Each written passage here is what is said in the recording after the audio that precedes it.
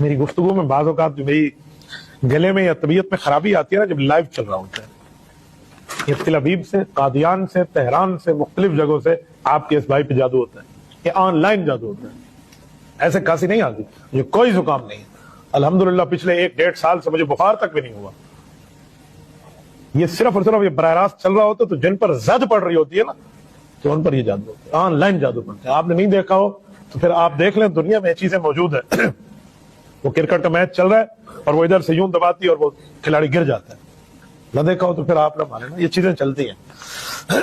بہرحال جادو کر کے کیا کریں گے؟ کیا کریں گے وہ لوگ جو موت کی رات قبر میں لکھی ہوئی نا، دنیا مل کے باہر نہیں لا سکتی، اور جو باہر کی ہے نا، یہ یاد رکھو، تفصیل کا وقت نہیں، اذان ہونے والی ہے۔ یہ یاد رکھو، جادو یہ اصل فن جنات کا ہے، انسان اس فن میں جنات کے شاگرد ہے۔ جادو یہ ان کا فن ہے، اصل جنات کا فن ہے، انسان تو ان کے شاگرد ہے، اور انسانوں نے یہ فن جنات سے سیکھا ہے۔ حضرت سلیمان علیہ السلام کے زمانے میں جب حضرت کے دربار میں انسان اور جنات سبھی اکٹھا ہوتے تھے، اس زمانے میں انسانوں نے جنات سے یہ فن سیکھا، اور استاد بہرحال استاد ہوتا ہے، چاہے بڈھا ہو جائے، اس کے داؤ کچھ اپنے داؤ محفوظ رکھتا ہے، سارے داؤ وہ کبھی شاگردوں کو نہیں سکھاتا، لہذا وہ آج بھی جادو کے فن میں جنات ہی استاد ہے، انسان ان سے بہت پیچھے۔ دوسری بات، یہ جو جنات جادو کے واقعات ہیں، ہمارا تجربہ یہ ہے کہ اس میں سے 50% تو بیماری ہوتی ہے۔ جو جادو کے واقعات کہلاتے ہیں ان میں سے 50% تو بیماری ہے، 50% واقعی جادو ہوتا ہے۔ جو 50% واقعی جادو ہے اس میں سے 90% جنات کے انسان پر کیے ہوئے جادو ہوتے ہیں، اور 10% ایسے واقعات ہوتے ہیں کہ انسان نے انسان پر کیا یا کرایا، انسان نے انسان پر کیا یا کرایا، ایسے واقعات 10% ہیں، اور 90% واقعات میں جنات نے انسانوں پر جادو کیا ہوتا ہے۔ یہ جو 90% واقعات ہیں جو جنات کے کیے ہوئے جادو ہیں انسانوں پر، اس کا علاج نہیں ہو سکتا ہے، بہت مشکل ہے۔ کیوں؟ عامل آ کر علاج کرے گا، جنات فوراً اس کو توڑ کر کے پھر دوبارہ کر دے گا، تو ہفتے کے بعد تھا ویسا کیسا ہو گیا۔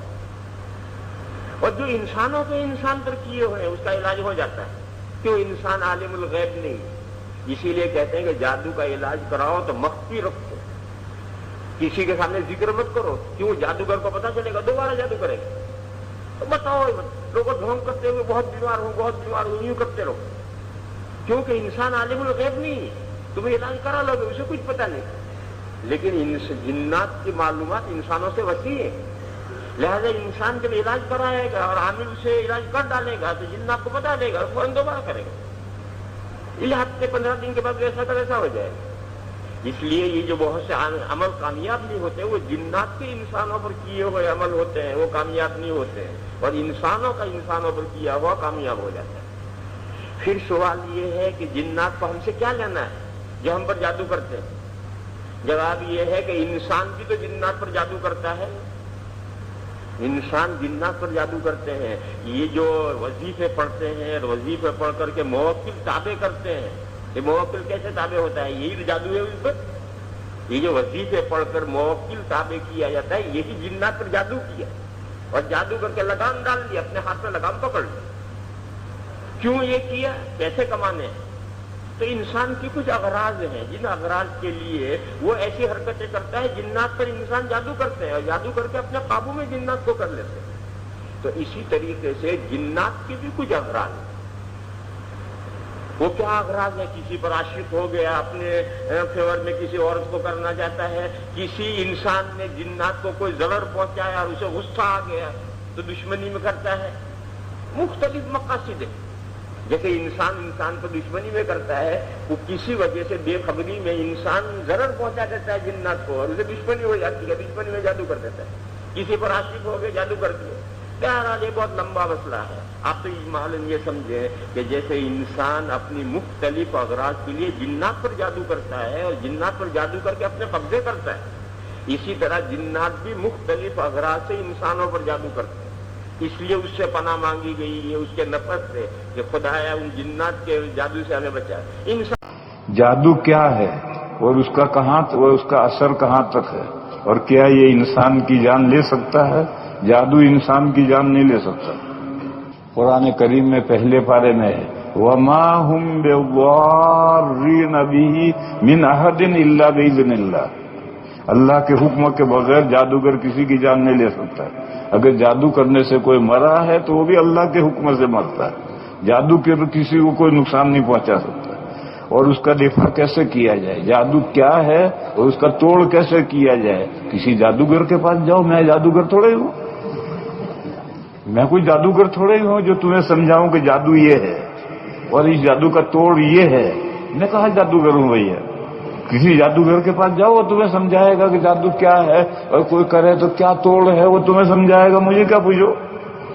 اور کیا ہمارے یہاں جو مقامی سیاہ فام لوگ ہیں ان کے ذریعے سے جادو کے دفاع کے لیے مدد لے سکتے ہیں؟ یہ ایک دوسرا مسئلہ ہے.